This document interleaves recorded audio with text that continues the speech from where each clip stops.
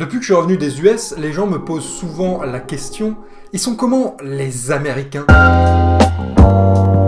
Alors pour commencer, il faut préciser que j'ai passé 1 an et demi dans le sud des US, la fameuse Bible Belt, dont vous avez sans doute entendu parler dans vos cours de géo.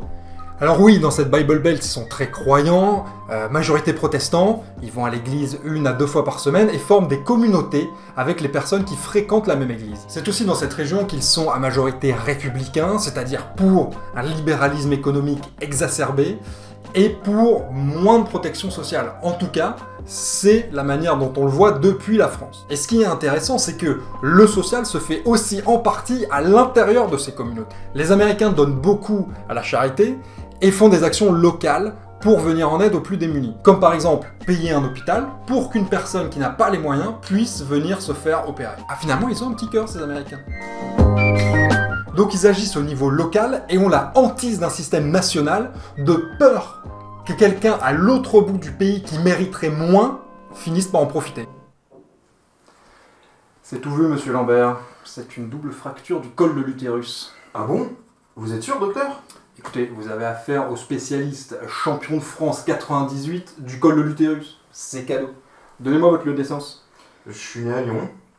Ah mais ici c'est Paris, monsieur. On ne soigne que local. Donc on va partir sur Paris. Paris? Paris. Paris. Paris. Paris. Et ben voilà, Paris, c'est parfait. Alors monsieur, 2 suppos par voie orale, matin, midi et soir, on se revoit dans 3 mois et on aura soigné cette vilaine toux.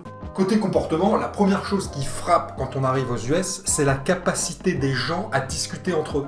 Tout le monde a l'air très ouvert, on vient de parler dans la rue, dans un magasin, dans l'avion, à peu près partout. Et toi, en bon petit français, quand tu passes 1 heure à discuter avec un type que tu connais pas, que le courant passe vraiment bien, tu te dis que t'es en train de te faire un pote.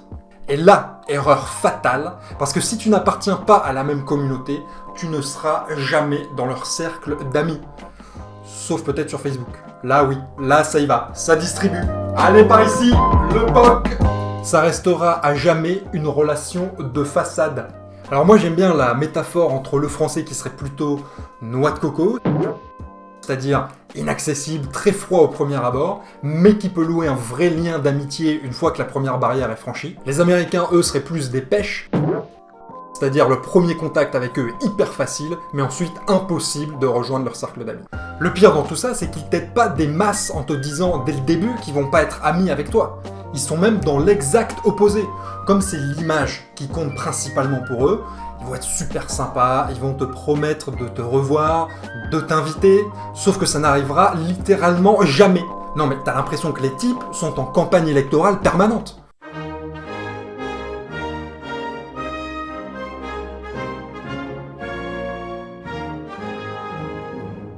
Alors du coup, avis à tous ceux qui ont un date avec une américaine, si elle te fait un hug à la fin, et qu'elle te dit qu'elle veut te revoir très vite, elle te déteste. Fuis, pars loin, quitte le pays, retourne dans le Cantal si tu veux. Alors les dates justement, moi qui ai utilisé un petit peu le Tinder américain, je peux dire qu'il y a 4 profils types de filles du sud des US. En 1, la fille qui parle de Jésus dans sa description. Jésus, c'est même le premier mot de sa biographie. Histoire de te montrer, au cas où tu l'aurais pas compris, que la religion, c'est relativement important pour elle. En 2, la fille qui met une photo d'elle à la pêche ou à la chasse. Donc c'est au choix un énorme brochet et une canne à pêche,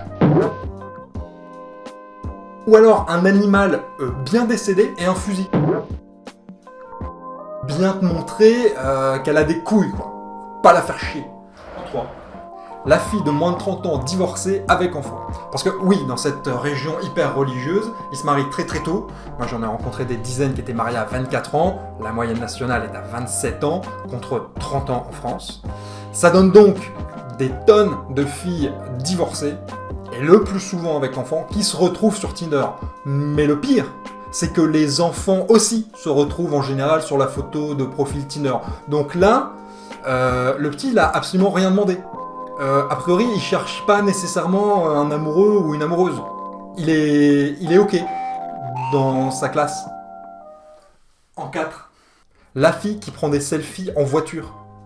Alors, ok, je veux bien que les Américains passent énormément de temps en voiture, c'est quasiment leur résidence secondaire pour eux, puisqu'ils n'ont pas de trottoir.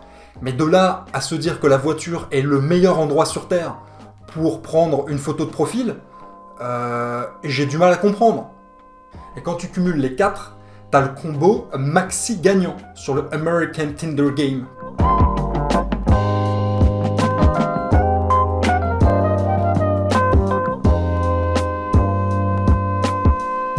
Voilà, c'est tout pour moi pour aujourd'hui. N'hésitez pas à partager cette vidéo sur les réseaux sociaux, à la liker, le petit pouce bleu qui va bien. On se retrouve très vite pour une prochaine vidéo et d'ici là, en 5, God bless America.